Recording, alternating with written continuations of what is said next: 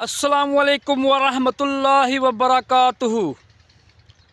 भाई आज की वीडियो मर्द के बारे में कि मर्द की ज़िंदगी कैसी रहवे है, मर्द की ज़िंदगी कैसी रहवे है वाक़ा बारे में ये वीडियो है। कि मर्द की जेब खाली होए ना तो घर आला या घर वाली कहवे कि तू घर सु चलो क्यों ना जावा, और जेब भरी होवे तो नू कहवा कि तू घर लुक क्यों ना हवा।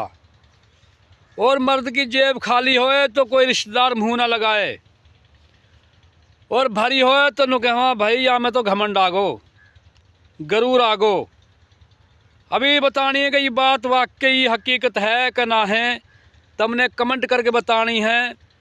और नू बतानी है कि ये वीडियो कहाँ तक देखी जा रही है, कहाँ कहाँ जा रही है, कहाँ कहाँ का लोग देख रहा, ताकि तुम्हारा भाई मोहम्मद सलीम पता लगे कि सलीम की भाई वीडियो कहाँ तक जा रही है, कहाँ तक लोग देख रहा। तब ने जनाब अपना अपना शहर को नाम बताना है और नू बतानी है कि वाकई ये जो बात करी है या में कोई दम है कि ना है।